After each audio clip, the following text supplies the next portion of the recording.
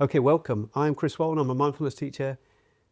I'm Dan Cornelia. I'm a meditation teacher. And today we're going to look at our favourite meditation, mindfulness, maybe even enlightenment quotes. And we're going to look into how those quotes can unlock things in meditation practice and in life. Okay. Do you want to go first, or Let's go. Let's go. I've picked a quote by Marcel Proust. Okay. The real journey of discovery is not in seeking new landscapes, but in seeing them with new eyes. Yeah. This really resonates in terms of my meditation journey and the meditation journeys of people who I'm aware of that have been meditating for a month, 10 years, 50 years, whatever it may be. This idea that nothing around us necessarily changes that much, but how we perceive things internally and externally changes. And meditating for a while allows you to observe and experience with a new lens. And this quote perfectly encapsulates that. It does. Yeah, I love that. It's something I try and do myself when I get stuck in those old ways of seeing life. And sometimes for me, the change for me hasn't been in life externally. It's the change of how I've seen it and how I react to it. And externally, people might think, actually, not much has changed in your life. But for me, it feels completely different. So I'm seeing it in a different way. I'm just more relaxed, not having those inner tensions with the new eyes. Definitely, yeah. And it's not just about observing the world around you physically with a new lens. It's, as you mentioned, it might be becoming less reactive in situations. That might be the new lens by which you see that part of the world. You're becoming non-reactionary. In times where previously you may have reacted in a way that you thought later, I might have regretted. Yeah, and also not just seeing the world differently, but it's just coming to it that you might see yourself differently. Yeah. Seeing yourself as someone that can handle those situations, learn from them, even lean in, so you're seeing yourself differently too. Yeah, it's confidence, self-awareness, self-development, an increase in self-compassion, and that radiating out into the world around you, whereby then you start reflecting that development and you see those reflections in the world coming back at you. Beautiful. Yeah. Okay. This is probably my favourite quote, and I come back to it all the time. And I'm probably going to say it, I'm going to read it because I say it differently in my head. But it's by Thich Nhat Hanh. If I am incapable of washing dishes joyfully, if I want to finish them quickly so I can go and have a dessert and a cup of tea, I will be equally incapable of enjoying my dessert or my tea when I finally have them. So to me, that idea that if you're just always forward thinking, what makes you think that when you get to the future, you're going to be able to enjoy that because you've not practiced being present or enjoying? Yeah. Because I think that was my life, was spent thinking forward, thinking ahead a lot of the time, trying to get somewhere. So this quote really speaks to me. Yeah. First time I've heard that quote, this is saying, don't be so quick to press fast forward in life. Don't rush the jobs that may not hold as much excitement as the dessert that he mentions. Yeah. Enjoy the process. Yeah.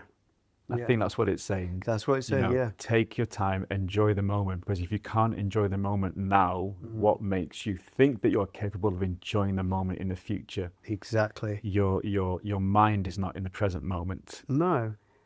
And there's something uncompassionate about that constant thinking ahead and sitting in frustration and judgment.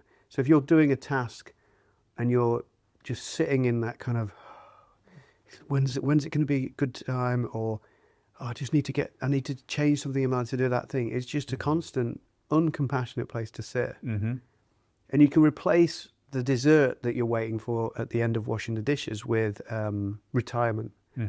People spend their lives working and I think, oh, when I retire, I'll rest, or I'll be content. But you've spent a lifetime of not being content. So what makes you think that'll happen? A micro version of that was when I used to live for the weekend. Live for the weekend, yeah. You know, all week was waiting to get to Friday. Yeah. Friday and finish work and go and enjoy myself for 2.5 days. Yeah. And then you're back at your desk on Monday morning for too long. I did that. Too long. But it's the same principle. Yeah. You know, you're wishing that you weren't somewhere because there's something else that you would rather be doing. Yeah. And if that's your attitude, again, cultivating habits, that will seep into other areas of your life. And it will maybe even make you not enjoy those moments when they do come, because you're always going to be chasing something else. Yeah, absolutely. And there's perhaps an element I've taken on recently is that the excitement for like the weekend or for something that's coming up, to enjoy that excitement as well, not be thinking about it too much where it's frustrating or taking away from the present moment, but the feeling of excitement and looking forward is happening in the present. It's just another thing to accept and enjoy, you know. Yeah, wonderful. Yeah. Wonderful. Okay. I'm going to go for Ram Dass. Great. We're going for all the kind of counterculture figures here. The freer I get, the higher I go. The higher I go, the more I see. The more I see, the less I know. The less I know, the more I'm free. So this is almost like a domino effect, like a sequential quote about exploring. Is it everything or nothing? This idea that you think you know most things or have most things, or that desire element, but the more you self-expand, the more you realize that there is much more in life to accomplish. Like you're living in this box, or this box in your mind, and that expansion of awareness that happens when you do inner work can make you see actually everything's vast but so simple at the same time. Yeah, so it circles back on itself. Yeah, I love all that. All those things come hand in hand, don't they? Yeah, he's beautifully put that. He's put that really nicely. Yeah. He's a wonderful figure to get involved in. When I first started getting into meditation, his name was popping up all the time. And for people who are maybe just getting into meditation, mindfulness, exploring kind of that type of world, his energy is infectious. A bit like Thich Nhat Hanh. You know, someone who radiates an energy that's not common in that field. And Ram Dass's energy is so engaging and fun. And he really puts that fun element into conversations and topics that a lot of people take very, very seriously. And it reminds you that you don't have to take this so seriously. You know, take the practice seriously, but not life seriously. And he just embodies that completely. I really like those teachers that have that energy, that joy for life, and that ease is flowing into their interactions and curiosity into life. They're kind of in awe of life. Another teacher with that kind of energy is Shinzen Young. So I've got a quote from Shinzen. His quote is, "Suffering equals pain times resistance." An equation. Yeah. But simple. Yeah. Suffering equals pain times resistance. Yeah. I mean, there's not much to go into that one particularly. What I really like about that is, I mean, this leans into the sort of the Buddhist idea of what's your relationship with suffering. Resisting suffering is where the problem happens. Because there's this idea that we all will suffer. And that's the thing with Buddhism, I guess, and kind of that angle of mindfulness, is that you almost accept that that's an aspect of life which many people perceive as being negative. But if you don't treat it as a negative and it's something that's not temporal, it's fleeting, then how can you not improve your relationship with it? So it's almost reverse engineering what's the problem Yeah. or what's the pain, and then you have an equation like this that makes you realize actually I'm inputting part of the equation that's equaling a result. If I remove my part in it, then there is no suffering. Yeah. It's so simple. And again, the simple things are often really quite hard hitting, aren't they? Yeah. Because some people, I mean, this is a perfect example. You can say so much with so few words. You don't need, you could write a whole thesis on this. I know. Or you can distill it into a simple equation. Yeah. I love that. I really Right. like it. Yeah. I'm going to give a quote from a book. Siddhartha, a really famous book by Hermann Hesse. And it's one of those books where a lot of people who read it relate to it because it's written in a really clever way that makes a lot of the narrative of the story relatable to your own life.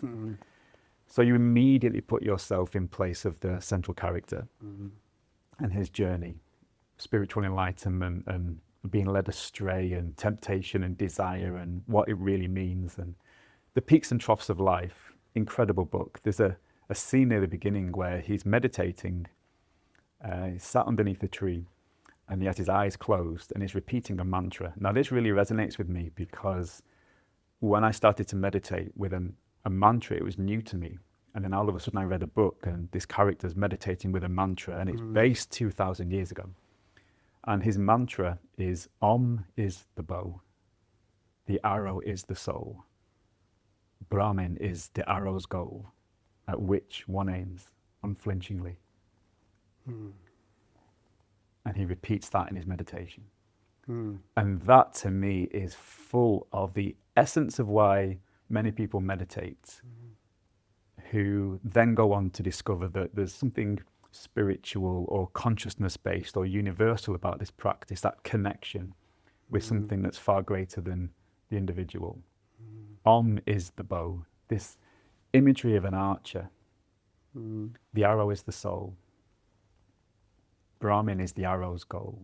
So Brahmin means totality in Sanskrit, kind of the all-pervading totality, at the pinnacle of unity consciousness. And that's the soul's goal, is to get to that pinnacle of everything is the same thing, at which one aims unflinchingly. So nothing will drag you off your path in this natural pursuit of that self-realization. I like the idea that the soul is guided somewhere, because in life we can often think of stuff coming at us, like our soul is being hit by modern life stressors, or it's wanting something. We just want to feel love or filled up. We're just wanting things to come in. But the idea that you can guide your soul to something wonderful. Yeah. Nice, yeah. And even that it can't be knocked off path. You know, whatever happens, you're unflinchingly aiming at this goal. So when karma knocks you back into place, or something happens that you feel as barriers or challenges that have been put in front of you, or you've drifted off course in your life, or whatever it may be, you know, you've dropped a hobby, or you know, there's a friendship that you have that's kind of losing its kind of potency, or something in life where you had these aims and these goals, but sometimes we lose a little bit of balance in place. As long as your intention is pure and your intention is aimed in the right way and purity, then that's what you keep coming back to, and that's what will drag you back onto course. Yeah. And there's something beautiful about that image of the holding the tension, because in life it can be about the release or hitting the target. This is about staying on target and being with the tension, which life has tension in it. But you can stay on track, even hold that tension, and you're still aiming to everything. Everything good, Absolutely. And the bow and arrows are a really visual image in you know, I've got a book, The Ramayana, a wonderful book, and the front covers this beautiful sketch of a bow and arrow. There's Arjuna in the Bhagavad Gita, the archer, who lays down his bow and arrow when he's about to go into battle, when he has that crisis of confidence. My own teachers describe kind of intense meditation and breathwork periods as before you drop into meditation, the work that you do to lead up to it is pulling back the bow, so that you can dive into meditation in a really deep way. It's a wonderful imagery to have. And like you say, it's that tension's a beautiful word, because it requires tension in order to be effective, which again is a beautiful metaphor for, maybe there is tensions required in life at times. Yeah. And that accuracy or that care for the aiming while there's tension is probably a metaphor for like life, where there's a stressful situation, you're upset with someone because you care, or that's the tension in the bow.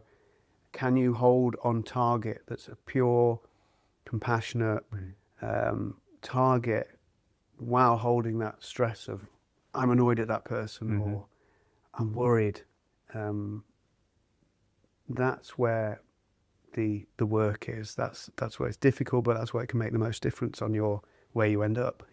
Yeah. And that mantra that he repeats is, it works on the micro level and on the macro level, and that grounding energy that the mantra has, he returns to that by that repetition in his meditations. And it's just a scene in a book. Yeah, it's just stayed with me forever. I like it. Wonderful. Yeah. Okay, so this isn't like necessarily about meditation, but it came from a book, Shaolin, as in the Shaolin monks, by Bernard Moesti. Wanting without determination is like holding a heavy millstone that you hang around your neck. It takes an enormous amount of energy that you will lack elsewhere. So when you want something, but you don't go for it, you don't have the determination, you're just judging yourself. Like maybe it's to not eat a certain type of food. You want to kind of do it, but you're not got the determination. Or you want to move towards a better job or something in life, but you lack the motivation. So you're just judging yourself constantly. It's like a millstone around your neck. And it fits into meditation because meditation can get you in touch with those millstones that you carry around your neck. You might not realize how much of a pressure you put on yourself, or how those regular negative thoughts are heavy. So yeah, an invitation to check in, meditate, and see what you're carrying, I suppose. So it's about finding clarity, how to move forward, how to take action. Yeah. We spoke about action many times. Yeah. And sometimes there's something that's just stopping you from doing something. I did a group meditation last night, interestingly, about what has been on your mind, something that you want to do, but you're yet to do it. Yeah. And why is that? What's blocking you? And what skills and techniques have you got that will enable you to overcome that block, to move forward and action that thing that you're wanting to action? So it's really interesting that you brought up this quote. I love the millstone imagery, because it carries that heaviness, that burden on the person. I really like it. I really like it. There's something about that moment between wanting to do something and taking action, where you need a bit of clarity and determination and motivation in order to feel as though that you're capable, confident, able to do it, whatever those reasons may be. So how would that apply to life for somebody? Well, I would, if you meditate or you get in touch with that wanting, like whatever your goal is, whether it's to stop a habit or to put a habit in place or to make a change in life, seeing what your relationship is with that idea. If you notice that whenever you think about it, it's a weight just pressing down on you. I've not done it yet. I broke the habit today. Those are moments of lack of self-compassion. It's almost like you've got a negative mentor there going, you've done it again, and it's more pressure on top. When we put habits in place or remove bad habits, it's more like there's a wind behind our sails. There's a bit more effortless and gentleness. Doesn't mean you don't put effort in, but it's in a different way. You're wasting so much energy carrying that negativity, and there's a relationship there with yourself that could be better from noticing that you are carrying this stuff. Read it once more. Yeah, so wanting without determination is like a heavy millstone that you hang around your own neck. It takes up an enormous amount of energy that you will lack elsewhere. Okay. So this is also talking about desire. Yeah. Wanting something is a desire. Attachment.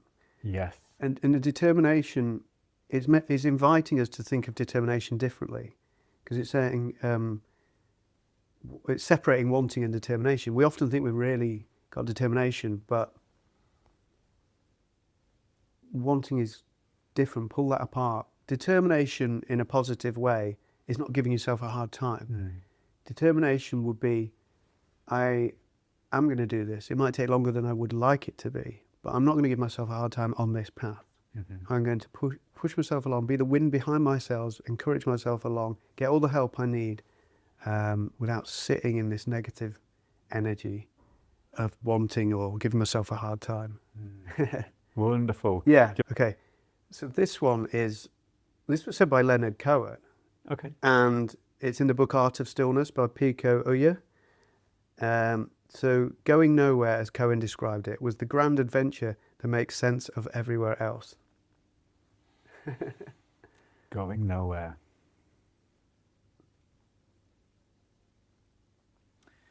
Immediately, to me, that comes across as everything that you have is already within. To me, that suggests this wonderful concept of object referral and subject referral. Yeah. What are we looking for in the external world to give us some kind of fulfillment? When in actual fact, subject referral, internal inquiry, will give you most of the contentment and fulfillment and purpose that you need. And that realization that looking within, going nowhere, is far greater than going somewhere. Yeah. That's what it says to me. Read it once more. So going nowhere, as Cohen described it, was the grand adventure that makes sense of everywhere else. Yeah. I like it because I've always been quite excited by adventure and seeing the world, exploring, and probably a lot of seeking when I was younger, exploring, trying new things and looking outside. So it kind of reflects for me how I've changed and how I use stillness to look at the lens that I see everything, and what I see as an adventure comes from within. Everything sort of comes from within. It just nicely summed it up. Really nicely. It kind of reminds me of another quote by Thich Nhat Hanh, and I'm going to paraphrase it, but it's something around, if you meditate every day, you'll carry with you in your heart a portable paradise. Oh, that's good. That says something similar. There's that idea of traveling, but as you're traveling and exploring, you have this within you, this solid everything. You know, that realization that everything that you need is kind of within you. So then wherever you go, that then determines how you interact with the world. This idea of traveling or not traveling, everything or nothing, there's real contradictions in some of these quotes. Yeah. Wonderful. Like that. Okay, a quote from Mahavir. This lends itself to, I guess, the 8 limbs of yoga, ahimsa, some of the yogic traditions. Practice non-violence, do no harm. Practice plurality, there are many truths. possess nothing, there is abundance. This is interesting because the first two of those make perfect sense on first glance. Yeah. Practice non-violence, do no harm. That kind of makes sense. Practice plurality, there are many truths. That kind of makes sense. But the third one, possess nothing, there is abundance. That's the switch. Yeah. That final line, if you possess nothing, there is abundance. Yeah, my mind sometimes just goes to somewhere when I think about them, and I can't answer it. I just take on the feeling of it. But if you're holding no wants, you're holding, well, everything, I suppose. Yeah, this lends itself to when I went mostly minimalist and got rid of all my possessions, sold my house and all those things I was attached to previously, clothes, shoes, stuff. You know, you accumulate stuff over decades of living in a house. Get rid of everything apart from my books. And you feel like you have more in life, whether it's less choice or less option, that makes you feel like you have more to choose from because you have less. It's a real dichotomy, I guess. The fact that you can have less possessions but feel as though you've got much more as a result of not having any possessions. And what is that more? More freedom, more abundance of things that really matter. So the simple things in life. You can really enjoy the simple things in life if you're not surrounded by stuff. Because all there is to do is to enjoy the simple things in life. And you find great pleasure in doing things that other people would think is really basic. Just sitting and having a hot drink in the morning. You know, taking a walk down a towpath on a morning. Or just really simple things. Because that's what your life has become, is simplicity. That's the abundance that you get. Again, subject referral over object referral. That's the key. And you can see lots of people that have everything that don't have anything, don't feel like they've got anything. Their reality is a scarcity and lack. And the way I conceptualize it in my mind is that when you are fearful and scared or angry, everything goes to fight or flight. That's two responses. And the opposite is like unlimited responses, like not needing to do anything because everything's perfect. So you go from a binary option to like an unlimited option. So it's like a continuum of abundance at one end. So all these quotes have got something behind them that you can apply to so many different areas of your life. And any quote that you see, I think, is an invitation to maybe look beyond the words almost like beyond the words themselves, distill the meaning down. Then you can really find something useful, especially if they come from, you know, people like we've been quoting from today, who have, you know, they're real beacons in making you think about life and your life in a way that adds that self-inquiry element to help you progress. I was thinking about this, how the different ways that quotes can help. Sometimes it's like a line of code that just unlocks something. You see something in a different perspective, like your first quote about seeing things in a different way. It can just do that. It's like a key to open a door. Sometimes they will give you a reminder to be gentle on yourself, and you can sometimes go, oh, I've been trying too hard. I've been trying in the wrong way. That's not very nice to me. I could be nicer. Sometimes they are a bit more stern. They're a little reminder like, actually you're not doing the effort there in the way that you could do. You've got potential there. It's a bit of a wake-up call. There's lovely ways that they can help. Yeah. And I think that's why they're so enduring. Why there's so many quotes on Instagram, because people find them at the right time and it'll just work a little bit of magic.